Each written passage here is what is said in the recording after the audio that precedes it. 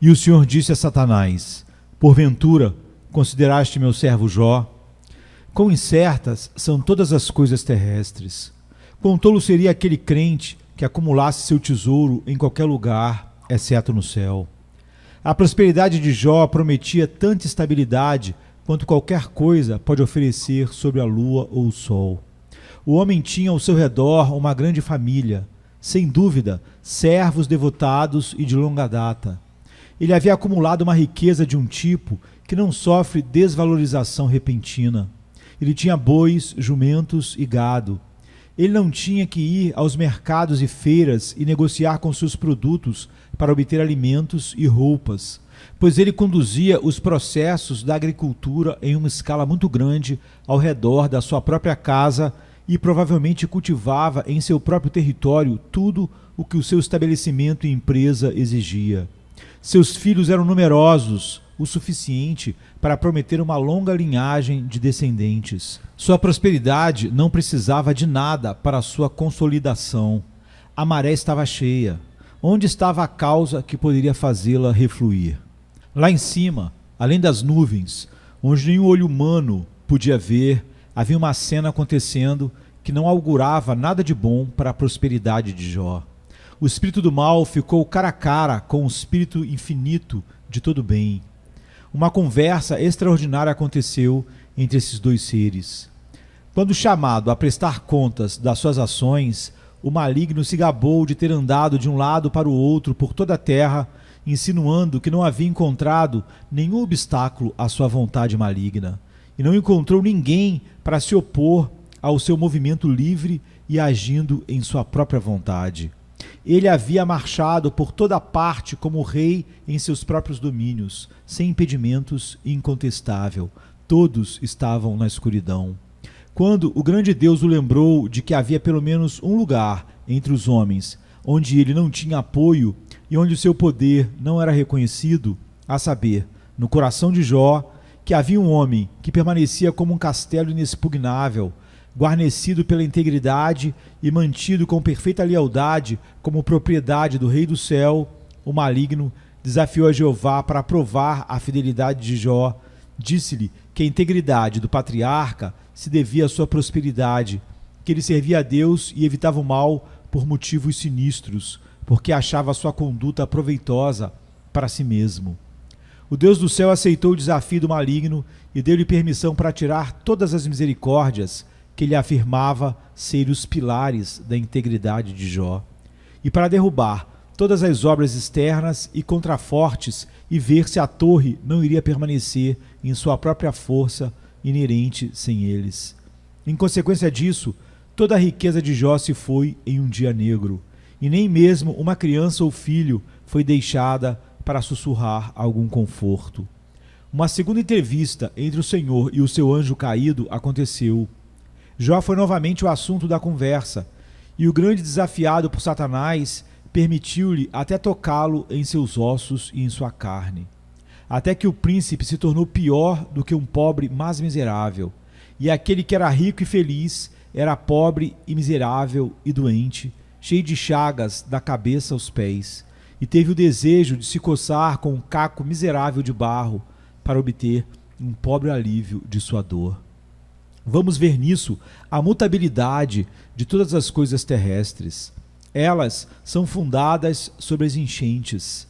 Essa é a descrição de Davi deste mundo e todas as suas coisas. E se for baseado nas enchentes, você pode se perguntar se muda com frequência? Não coloque sua confiança em nada abaixo das estrelas. Lembre-se de que mudança está escrito na fronte da natureza. Portanto, não diga: minha montanha está firme, ela nunca será movida. O relance dos olhos de Jeová pode transformar sua montanha em pó. O toque do seu pé pode torná-la como um Sinai fumegante, derreter como cera e virar fumaça. Ponha a sua afeição nas coisas do alto, onde Cristo está sentado à destra de Deus, é o que diz o apóstolo Paulo. E que o seu coração e o seu tesouro estejam onde nem a traça nem o ferrugem consomem, nem ladrões arrombam e roubam, de Jesus. As palavras de Bernardo de Claraval podem aqui nos instruir.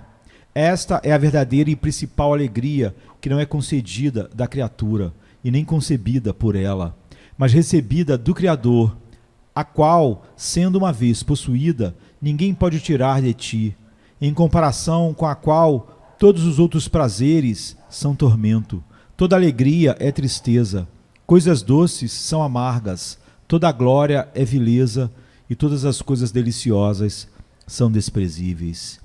Este não é, no entanto, o nosso assunto agora. Aceite isso apenas como uma introdução. O Senhor disse a Satanás: você considerou o meu servo Jó?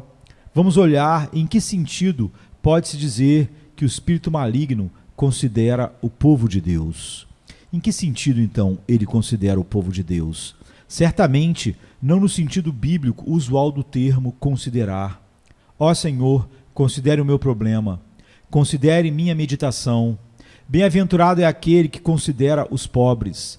Tal consideração implica boa vontade e uma inspeção cuidadosa do objeto de benevolência com relação a uma distribuição sábia de favor. Nesse sentido, Satanás nunca considera nenhum filho de Deus. Se ele tem alguma benevolência, deve ser para consigo mesmo. Mas todas as suas considerações sobre outras criaturas são do tipo mais malévolo possível. Nenhum flash meteórico de boas intenções passa pela meia-noite negra da sua alma. Ele também não nos considera como nos dizem para considerar as obras de Deus, isto é, a fim de obter instrução quanto à sabedoria, amor e bondade de Deus. Ele não honra a Deus pelo que vê em suas obras ou em seu povo. Não é com ele ditos como: vá até a formiga, considere seus caminhos e seja sábio. Mas ele vai até o cristão e considera seus caminhos e se torna mais tolamente inimigo de Deus do que era antes. A consideração que Satanás presta aos santos de Deus é assim: ele os olha com admiração quando considera a diferença entre eles e ele mesmo. Um traidor, quando conhece toda a vilania e a escuridão do seu próprio coração, não pode deixar de se espantar quando é forçado a acreditar que outro homem é fiel. O primeiro recurso de um coração traiçoeiro é acreditar que todos os homens seriam igualmente traiçoeiros, e na verdade o são. O traidor pensa que todos os homens são traidores como ele, ou seriam, se isso lhes pagasse mais do que a fidelidade. Quando Satanás olha para o cristão e o encontra fiel a Deus e à sua verdade, ele o considera como devemos considerar um fenômeno, talvez o desprezando por sua tolice, mas ainda assim maravilhando-se com ele e se perguntando como ele pode agir assim. Ele parece dizer, um príncipe, um colega do parlamento de Deus, não submeteria minha vontade a Jeová. Achei melhor reinar no inferno da miséria do que servir no céu. Não guardei meu primeiro estado, mas caí do meu trono. Como é que isso se dá com essas criaturas? Que graça os guarda? Que graça guarda os eleitos? Eu era um vaso de ouro, mas estava quebrado. Estes são vasos de barro, mas não posso quebrá-los. Eu não poderia permanecer na minha glória. Qual pode ser a graça incomparável que os sustenta em sua pobreza, em sua obscuridade, em sua perseguição, ainda fiéis a Deus, que não os abençoa e exalta, como ele me fez um dia? Pode ser que ele também se maravilhe com a felicidade deles. Ele sente dentro de si um mar fervilhante de miséria. Há um abismo insondável de angústia e desespero dentro da sua alma. E quando ele olha para os crentes, ele os vê quietos em suas almas, cheios de paz e felicidade, alegria indizível e cheia de glória. E muitas vezes sem qualquer meio externo pelo qual eles deveriam ser confortados, mas ainda assim alegres e cheios de glória. Ele sobe e desce pelo mundo e possui grande poder, e há muitos mirmidões para servi-lo, mas ele não tem a felicidade de espírito possuída por aquela humilde aldeã obscura, desconhecida, não tendo servos para servi-la, mas estendida na cama da fraqueza. Ele admira e odeia a paz que reina na alma do homem regenerado. Sua consideração pode ir além disso. Você não acha que ele os considera capazes de detectar, se possível, alguma falha neles como forma de consolo para si mesmo, para sua miséria? Eles não são puros, diz ele. esses comprados pelo sangue, esses eleitos de antes da fundação do mundo, eles ainda pecam. Esses filhos adotivos de Deus, por quem o glorioso Filho curvou a cabeça e entregou o Espírito, mesmo eles o ofendem. Como ele deve rir com tanto prazer quanto é capaz dos pecados secretos do povo de Deus.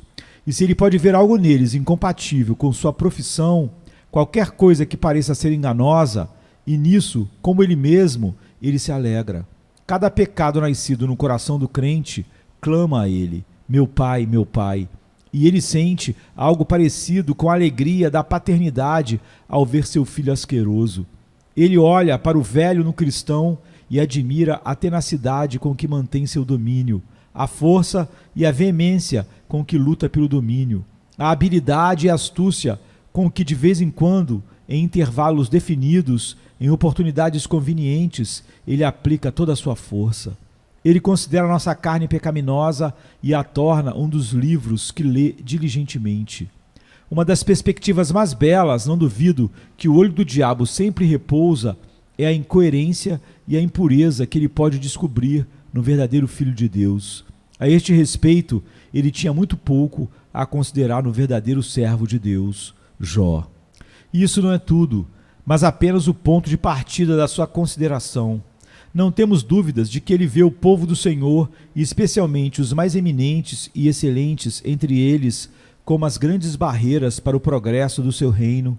Assim como um engenheiro se esforçando para fazer uma ferrovia, mantém seus olhos muito fixos nas colinas e rios, especialmente na grande montanha através da qual levará anos laboriosamente para perfurar um túnel. Assim Satanás, a olhar para seus vários obstáculos, planeja continuar seu domínio no mundo. Considera a maioria desses homens como Jó. Satanás deve ter pensado muito em Martinho Lutero. Eu poderia viajar pelo mundo, diz ele, se não fosse por aquele monge. Ele está no meu caminho. Esse homem obstinado odeia e maltrata meu filho primogênito, o Papa. Se eu pudesse me livrar dele, não me importaria se 50.000 santos menores estivessem no meu caminho. Ele tem certeza de considerar o servo de Deus, se não houver ninguém como ele, se ele se destacar distintamente e for separado dos seus companheiros. Aqueles de nós que são chamados para a obra do ministério devem esperar da nossa posição ser os objetos especiais da sua consideração. Quando a lente está no olho daquele guerreiro terrível, ele tem certeza de olhar para aqueles que por seus regimentos são descobertos como os oficiais, e ele ordena que seus atiradores tenham muito cuidado para mirar neles. Pois, diz ele, se o porta-estandarte cair, então a vitória será mais facilmente obtida para o nosso lado, e nossos oponentes serão prontamente derrotados. Se você é mais generoso do que os outros santos, se você vive mais perto de Deus do que os outros, já que os pássaros mais bicam os frutos mais maduros, então você pode esperar que Satanás esteja mais ocupado contra você. Quem se importa em lutar por uma província coberta de pedras e rochas áridas e congeladas por mares congelados? Mas sempre haverá contenda e guerra diante dos vales cheios, onde os feixes de trigo são abundantes e onde o trabalho do lavrador é bem recompensado. E, portanto, para você que mais honra a Deus, Satanás lutará muito duramente. Ele quer arrancar as joias de Deus da sua coroa, se puder, e tirar as pedras preciosas do Redentor, até mesmo do peitoral dele em si. Ele considera então o povo de Deus, vendo-os como obstáculos ao seu reinado. Ele concebe métodos pelos quais pode removê-los do seu caminho ou transformá-los em sua própria conta. A escuridão cobriria a terra se ele pudesse apagar as luzes. Não haveria fruto para tremer como o Líbano, se ele pudesse destruir aquele punhado de milho no topo das montanhas. Portanto, sua consideração perpétua é fazer os fiéis falharem entre os homens. Não é preciso muita sabedoria para discernir que o grande objetivo de Satanás, ao considerar o povo de Deus, é prejudicá-lo. Eu dificilmente acho que ele espera destruir os herdeiros da vida realmente escolhidos antes da fundação do mundo e comprados pelo sangue. Ele conhece teologia bem demais para isso.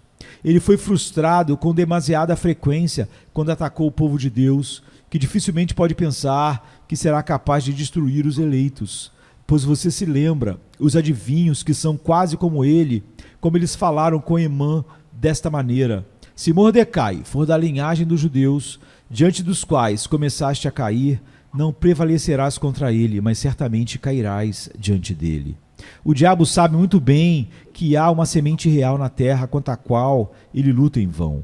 E me ocorre que, se ele pudesse estar absolutamente certo de que alguma alma foi escolhida por Deus, ele dificilmente perderia seu tempo tentando destruí-la, embora pudesse procurar se preocupar em desonrá-la.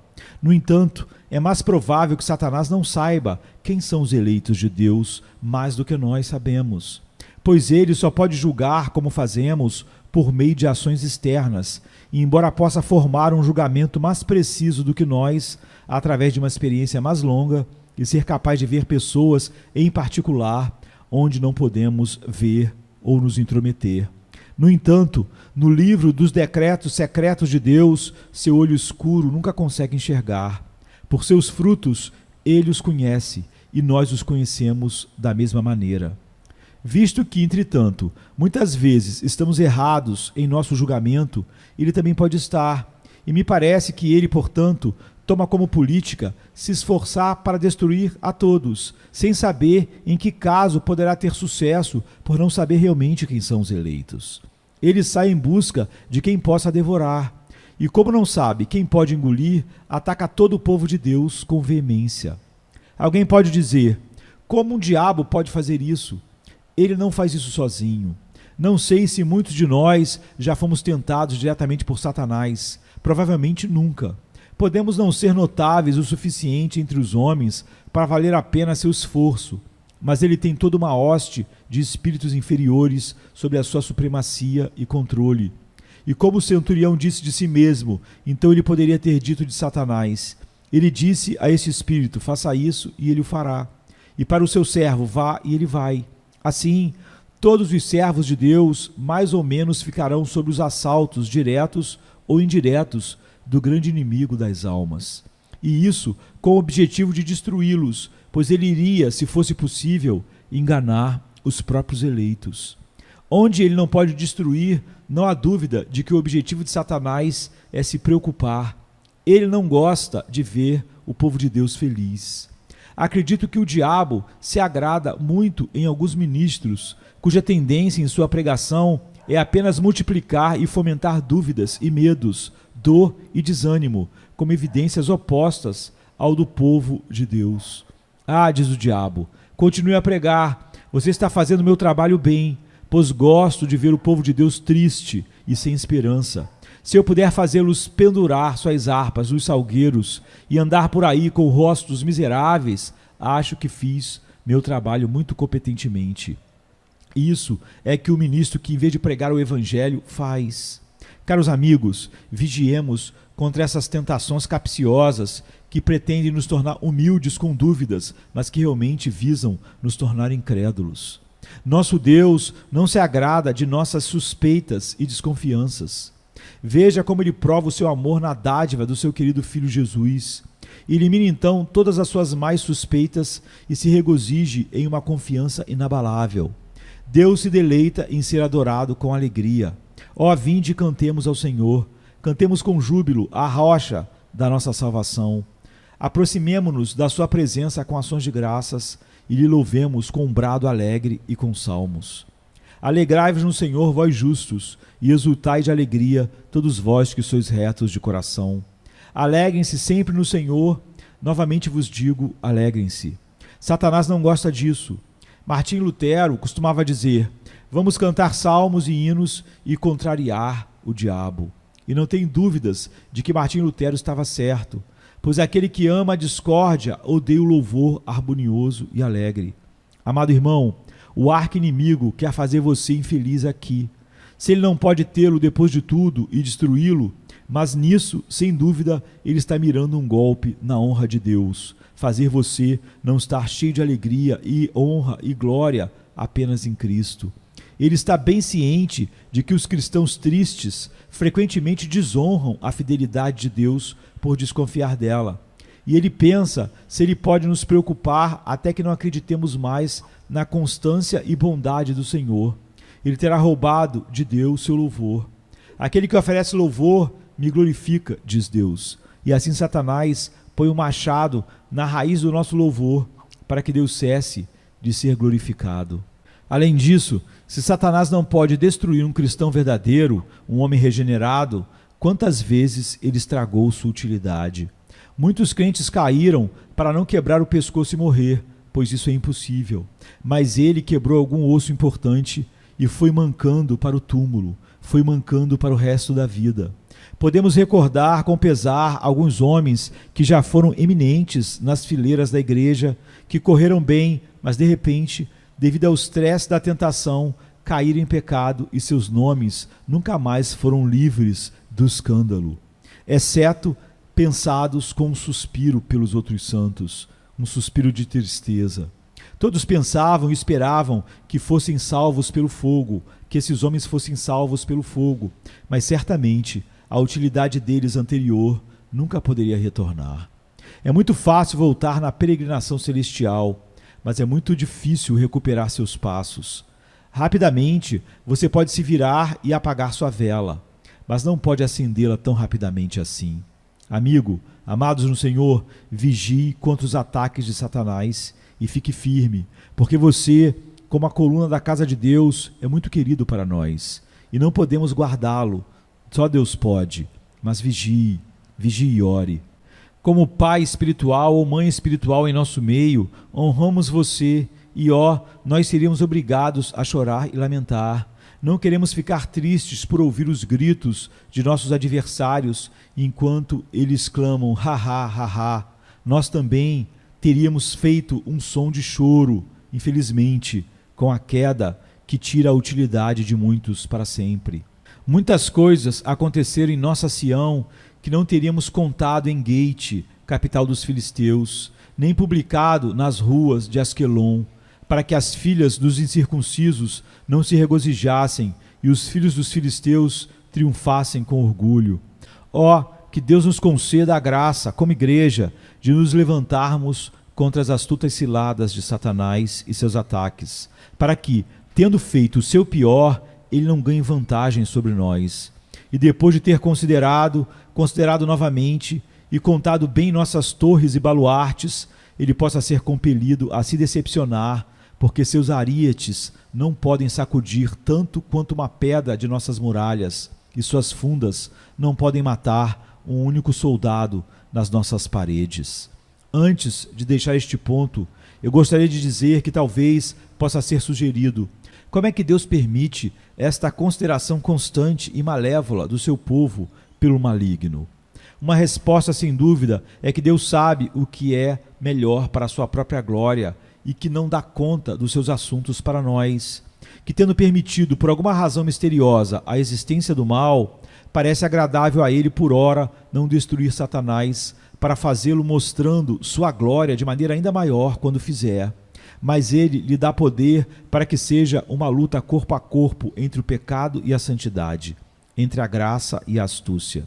Além disso, lembre-se que, incidentalmente, as tentações de Satanás servem ao povo de Deus. Fenelon diz que elas são o friccionar que remove grande parte da ferrugem da autoconfiança. E devo acrescentar, elas são o som horrível no ouvido do sentinela que certamente o manterá acordado na muralha. Um puritano experiente observa que não há tentação no mundo que seja tão ruim quanto não ser tentado de forma alguma, pois ser tentado tende a nos manter acordados, ao passo que, estando sem tentação, carne e sangue são fracos. E embora o espírito queira e esteja pronto, ainda assim podemos cair no sono. As crianças não fogem para o lado do pai quando cães grandes latem para elas. Os uivos do diabo podem tender a nos conduzir para mais perto de Cristo. Podem nos ensinar nossa própria fraqueza. Podem nos manter em nossa torre de vigia e ser feitos o meio de preservação de outros males. Vamos ser sóbrios e vigilantes, porque nosso adversário, o diabo, anda por aí procurando a quem possa devorar como um leão que ruge. E que nós, que estamos em uma posição de destaque, tenhamos permissão de insistir afetuosamente em um pedido sincero, a saber, irmãos, orem por nós, para que, expostos como somos peculiarmente à consideração de Satanás, possamos ser protegidos pelo poder divino. Deixe-nos enriquecer com suas orações fiéis, para que possamos ser guardados até o fim.